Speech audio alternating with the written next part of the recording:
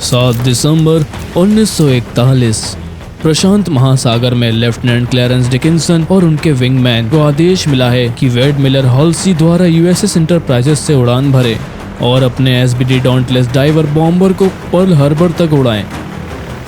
ये एक ऐसा दिन है जो बदनामी में रहेगा, क्योंकि जैसे ही डॉन्टलेस बेस की ओर बढ़ रहे हैं, जापानी नौसेना के सैकड़ों फाइटर्स और बॉम्बर्स अचानक भारी हमले के बीच में हैं।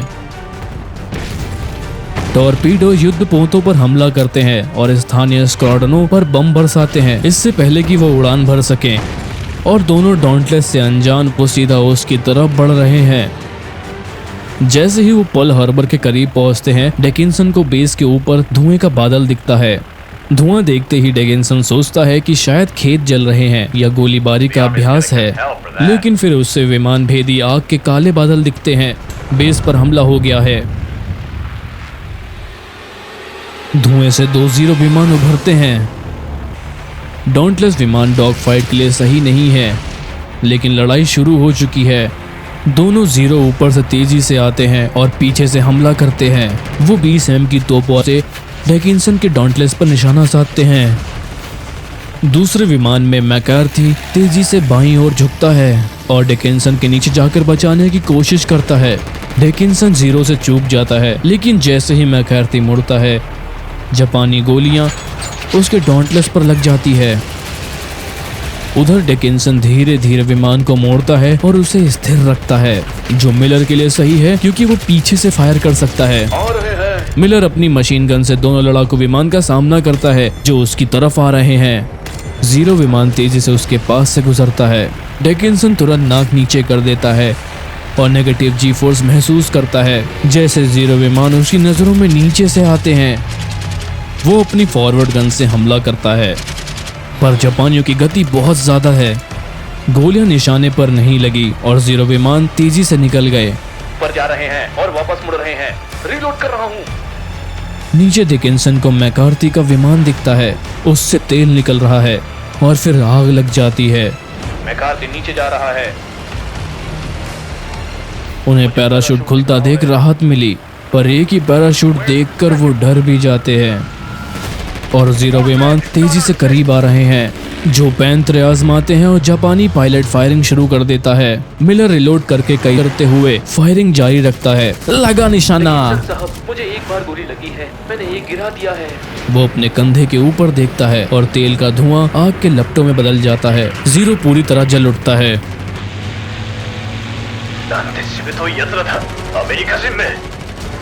पर वो फिर भी उड़ान पर है। हालांकि जापानी हमले को जारी रखते हैं। बस वक्त की बात है, खत्म होने से पहले बार बार अमेरिकियों को निशाना बनाया जा रहा है। मिलर अपनी आखिरी गोली चलाता है।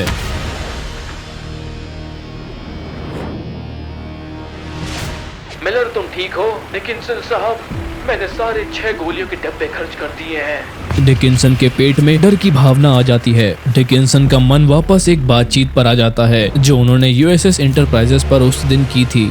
ये हमारी आखिरी फ्लाइट है, साथ में मुझे गीला मत कर देना सर। चिंता मत करो बेटा, बस मेरे साथ बने रहो, हम पर्ल के रनवे पर होंगे। डिकिंसन को एक खौफनाक चीख सुनाई देती है।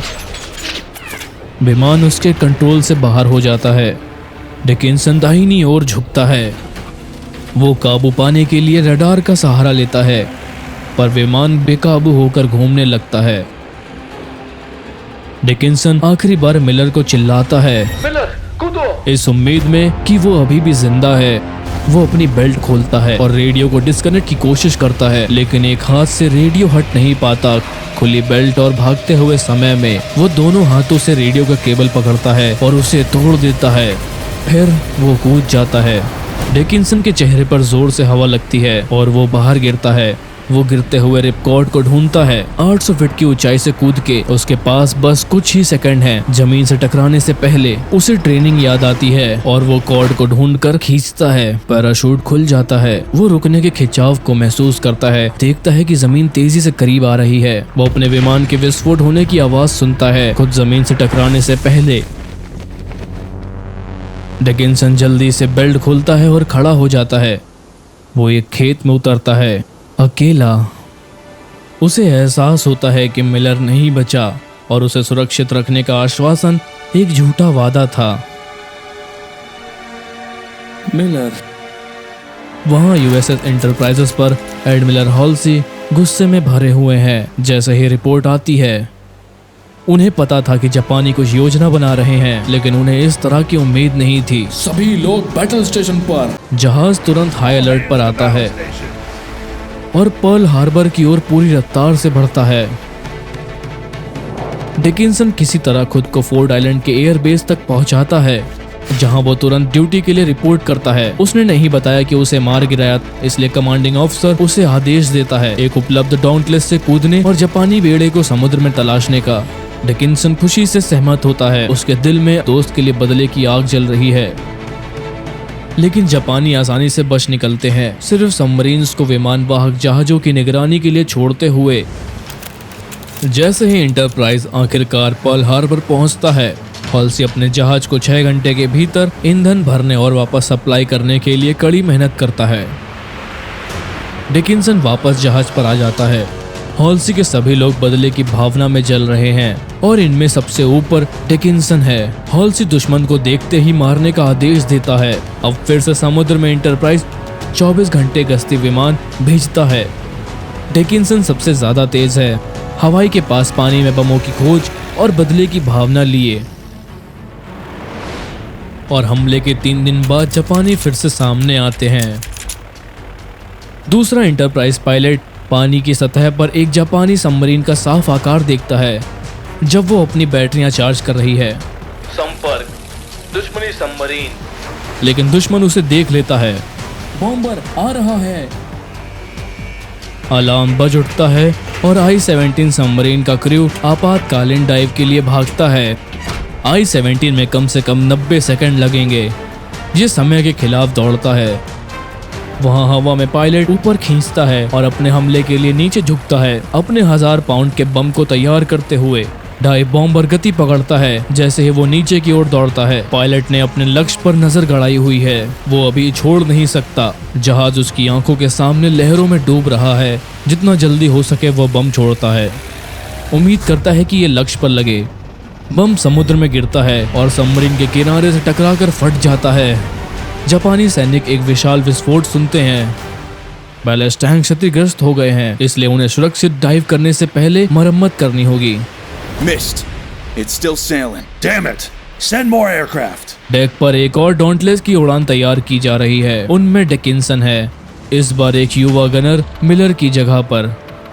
सेल 4 उड़ाने के लिए तैयार। जी सेल 4, सावधानी बरतें, सबमरीन देख ली गई है, मैं भरोसा कर रहा हूँ। वो उड़ान भरते हैं। उधर I-17 पर जापानी क्रू आपातकालीन मरम्मत कर रहा है।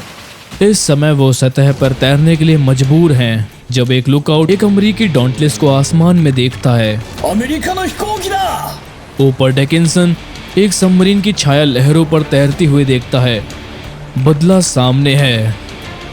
ये सेल 4 है, सबमरीन देखी गई है। लहरों से 5000 फीट ऊपर डिकिंसन बम को तैयार करता है मैं हमला कर रहा हूँ। और अपने डॉन्टलेस को डाइव में फेंक देता है। विमान तेजी से गति पकड़ता है। नीचे जापानी अपनी तोपों को उसकी ओर बढ़ाते हैं। एक ट्रेसर की पंक्ति लक्ष्य से डॉन्टलेस की ओर बढ़ती है, पर डिकिंसन दुश्मनों को नजरअंदाज करता है। गोली कैनोपी के पास से फिसलती है जो दोनों से हल्की सी चूकती है। जब वो सिर के बल दुश्मन की गोलाबारी की ओर गिरते हैं, जापानी गनर सब कुछ डॉन्टलेस पर फेंकते हैं जो उनकी ओर चिल्लाते हैं। वो लक्ष्य पर कई बार निशाना लगाने में सफल होते हैं, लेकिन डॉन्टलेस की ताकत और पायलट की दृढ़ता को प्रभावित नहीं किया जा सकता। जापानी गनर डर से आसमान की ओर देखते हैं जब बम अपने रास्ते पर चलता है सीधा उनकी ओर। मौत की सीटी लड़ाई की आवाजों में गूंजती है। वो गिरता है पानी में। गनर तुरंत डेक से उड़ा दिया जाता है और जहाज अचानक अपनी सभी शक्तियां खो देता है। I-17 की जीवन धारा दिखाई गई जब तेल सतह पर इकट्ठा होने लगा। ये करीब था, क्या हम उसे मार पाए? डिकिंसन विमान को मोड़ता है। जहाज को देखते हुए वो डेक के क्रू को पानी के नीचे देख सकता है और तेल की चादर और धुआं, लेकिन जहाज हालांकि ठीक ही लगता है। लक्ष्य पर प्रभाव साफ नहीं है। एक पल के लिए ऐसा लगता है कि सबमरीन को कुछ नुकसान हुआ, पर वह जीवित है। वो लहरों में डूबती है और नजर से गायब हो जाती है। वो डूब गई। एक अकेला बुलबुला सतह पर आता है। डिकिंसन ध्यान से देखता है जब अचानक एक विशाल बुलबुलों का गोला समुद्र से बाहर आता है। सबमरीन डूब गई। मुझे तेल और मलबा दिख रहा है। क्रू राहत की सांस लेता है। डिकिंसन रेडियो पर सुनता है जब कुछ लोग एक छोटा सा जश्न मनाने का सोचते हैं। ये तुम्हारे लिए था मिलर। I-17 युद्ध में डूबने वाला पहला बड़ा जापानी जहाज था। USS एंटरप्राइज ने जवाबी हमले की शुरुआत की थी और डिकिंसन ने अपने दोस्त का बदला लिया।